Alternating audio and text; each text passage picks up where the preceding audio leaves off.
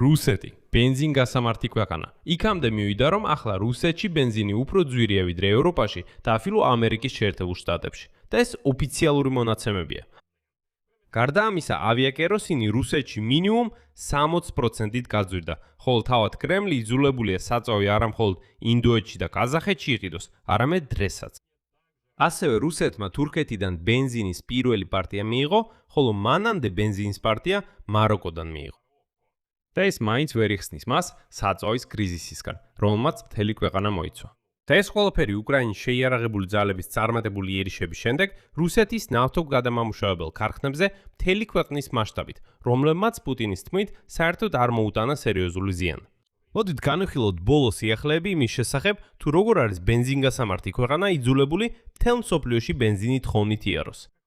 და როგორ მოხდა, რომ ევროპა რატომღაც არ გაიყინა, ხოლო რუსები იძულებულნი არიან ბენზინში უფრო მეტი გადაიხადონ, ვიდრე ევროპელები და ამერიკელები. ჩემი სახელი ალექსეი პიჩი, მოდით ერთად განვიხილოთ ეს თემა, მაგრამ სანამ დავიწყოთ, გთხოვთ გამოიწეროთ ეს არხი, დაალაიქოთ ეს გამოშვება და დაწეროთ ნებისმიერი კომენტარი.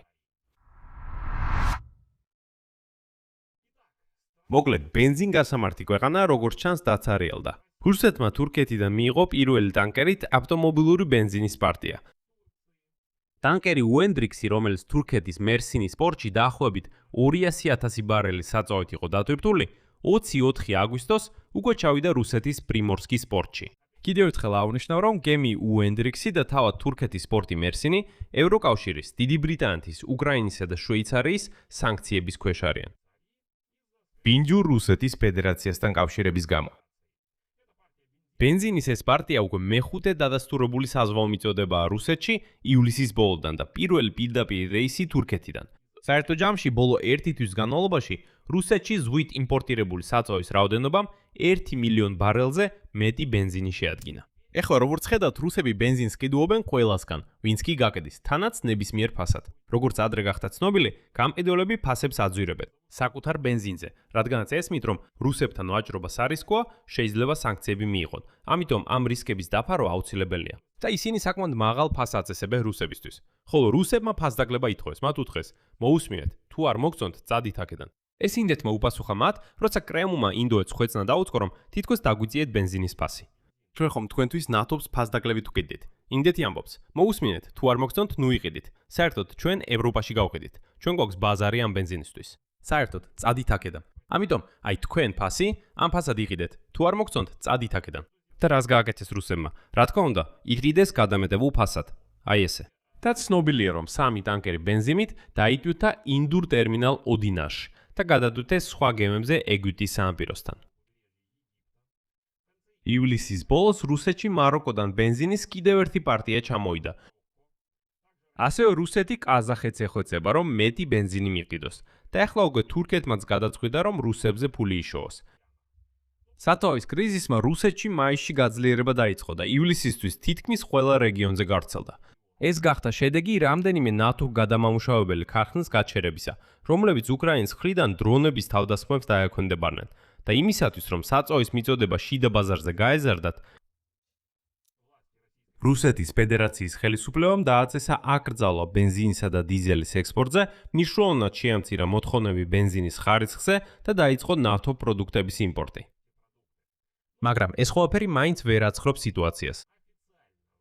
ოფიციალურად რუსეთში ავიაკეროსინის ფასი ისტორიულ მაქსიმუმს მიაღწია უკრაინის მხრიდან ნავთობგადამამუშავებელ ქარხნებზე მიმდინარე დარტყმების ფონზე.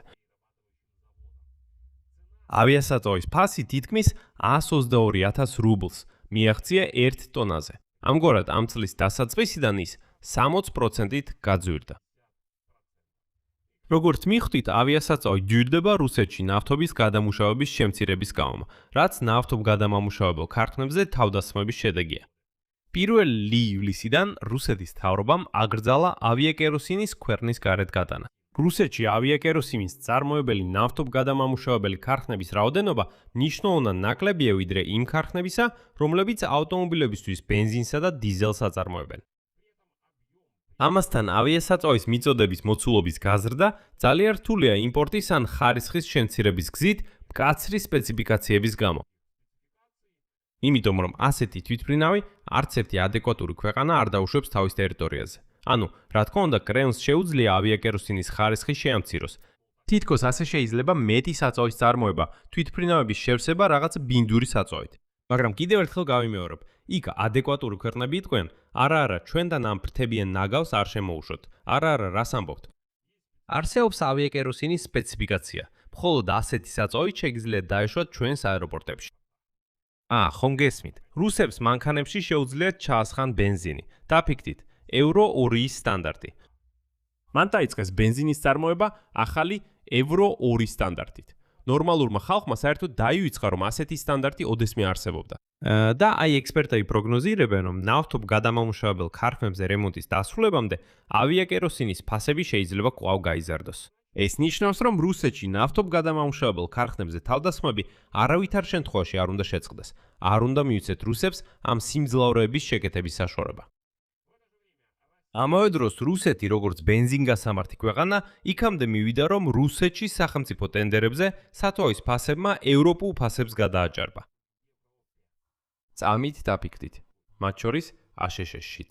საკითხი იმაშია, რომ 7 აგვისტოდან რუსეთის ფედერაციის მთავრობამ დროებით გააუქმა საწვავზე სახელმწიფო კონტრაქტების საწყისი ფასის განსაზღვრის სპეციალური წესი.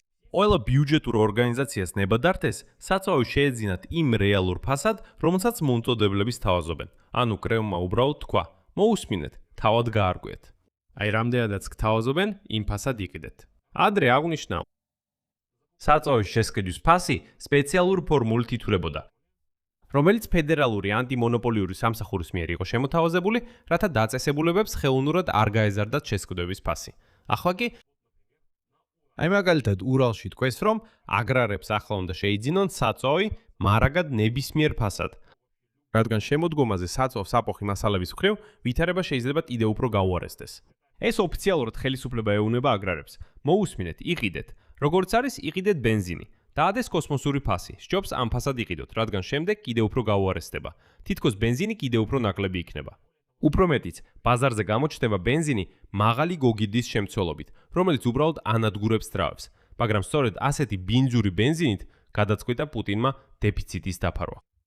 შედეგად, როგორც წერს როსტატი, ზოგიერთ რეგიონში სახელმწიფო დაწესებულებები მზად არიან საწვავი 2-3 უფრო ძვირად შეიძინონ, ვიდრე მისი რეალური ღირებულებაა, უბრალოდ იმისთვის, რომ მიიღონ ძვირფასი ბენზინი. აქ კი რამდენიმე რიცხვია როსტატიდან, ანუ ეს არის ოფიციალური მონაცემები რუსეთის ფედერაციის ოფიციალური მთავრობისგან. მაგადანის ოლქში ბენზინის AI-82-ის საშუალო ოფიციალური ფასი 1 litrზე იყო 86.2 რუბლი. მაგრამ რეალურ ტენდერებში ფიგურირებს 3-ჯერ უფრო მაღალი ფასი. მაგალითად, ტენდერებში რუსებს შესთავაზეს შეეძინათ ბენზინი AI-82 litrზე 272 რუბლად. კრასნოიარსკის მხარეში როსტატი მიუთითებს დიზელის საწვავის საშუალო ოფიციალურ ფასს 96.67 რუბლი litrზე. მაგრამ ეს ყველაფერი მხოლოდ ქაღალდზეა. რეალურად ეს ფასი 2.5-ჯერ ნაკლებია, ვიდრე აგვისტოს სახელმწიფო შესყიდვებში მითითებული ფასი. ოკუპირებულ ტკივიმში როსტატის მონაცემებით, აგვისტოს დასაწყისში AI-82-ის საშუალო ფასი litrზე 163 რუბლი იყო. თუმცა სევასტოპოლის ადმინისტრაცია ოფიციალურად იძულებული იყო 185-ის ბენზინი 232 რუბლად შეეძინა. ხოლო საბავშვო ბანაკმა არტეკმა დიზელის საწვავი ოფიციალურად litrზე 225 რუბლად შეიძინა. შედეგად ჩვენ ხედავთ სურათს, როცა რუსები ბენზინში უფრო მეტს იხდიან ვიდრე ევროპელები. საქმე იმაშია, რომ ევროპულ კავშირში AI-85-ის საშუალო ფასი დაახლოებით 186 რუბლია litrზე. ყველაზე იაფი ბენზინი მალტაზეა. იქ დაახლოებით 130 რუბლია. ყველაზე ძვირი დანიაშია, დაახლოებით 227 რუბლი litrზე. მაგრამ ევროკავშირში ყველაზე მაღალი ფასიც კი უფრო დაბალია, ვიდრე ის ფასი, რომელიც ეხლა რუსეთშია გამოცხადებული. დარწმუნებულია, რომ ეს დაუბანელი რუსები, რომლებიც რიგში დგანან ბენზინგასამართ სადგურზე, ისინი ჯერ კიდევ დარწმუნებულები არიან, რომ ამ ზამთარს ევროპა ნამდვილად გაიყინება მათი გაზისა და ნავთობის გარეშე. ამ დროს კი გამოდის, რომ ნელ-ნელა თავად იყინებიან. გახსენებთ, რომ მთელი ამ დროის განმავლობაში უკრაინული უპილოტო აპარატების დარტყმის ქვეშ აღმოჩნდა არანაკლებ 24 მსხვილი რუსული ნავთობგადამამუშავებელი ქარხანა 33-დან. სულ დაფიქსირდა თითქმის 200 შედეგიანი შეტევა ნავთობგადამამუშავებელ ობიექტებზე. ამასთან დაზიანებების გამო პროდუქციის წარმოება სრულად ან ნაწილობრივ დაახლოებით 16 ქარხანამ შეაჩერა. ამგვარად დარტყმის ქვეშ აღმოჩნდა თითქმის ყველა ძირითადი საწარმო, მათ შორის რუსეთის ევროპულ ნაწილსა და სამხრეთში მდებარე საწარმოები. მათ შორის ქარხნები რიაზანში, ვოლგოგრადში, ნიჟეგოროდის ოლქში, მოსკოვში, პერმში, სამარაში, ტუაფსეში და სხვა რეგიონებში. და შეგახსენებთ, რომ სანქციები რუსებს, როგორც იცით, არაფერს აკლებს. ხომ გახსოვთ, სანქციები მხოლოდ სასიკეთოა. მხოლოდ რთული ტექნოლოგიური კვანძების აღდგენა, იმპორტული აღჭურვილობა, სპეციალიზებული დანამატები ჭიანურდება. რაოდენიმე დიდი ქარხანა, მაგალითად მოსკოვის ნავთობგადამამუშავებელი ქარხანა, ზაფხულის დარტყმების შემდეგ, ან ორსკის საწარმოები, რამდენიმე თვის განმავლობაში უმოქმედოდ არიან ან შეკეთებაზე იმყოფებიან, ხოლო ცალკეული ობიექტების შეკეთებას ხელისუფლება და ექსპერტები ნახევარი წლიდან მეტ პერიოდად აფასებენ. ეს ყველაფერი იმიტომ, რომ ეხლა რუსეთი მოწინავე დასავლეთის ბაზრიდან მოწყვეტილია. ხოლო იცით, რუსის ჩაქუჩითა და მოუხერხებელი ხელებით ასეთი რთული დაანდგარების შეკეთება შეუძლებელია. აქ მრავალ წერტილს დავშომ. თქვენი აზრი და დასკვნები კომენტარებში დაწერეთ ამ გამოშვების ქვეშ. გამოიწერეთ არხი, დააწკაპუნეთ ზარზე და არ დაგავიწყდეთ ლაიქის დაჭერა. ამით დასრულდა. იზრუნეთ საკუთარ თავზე. ყველას მშვიდობით.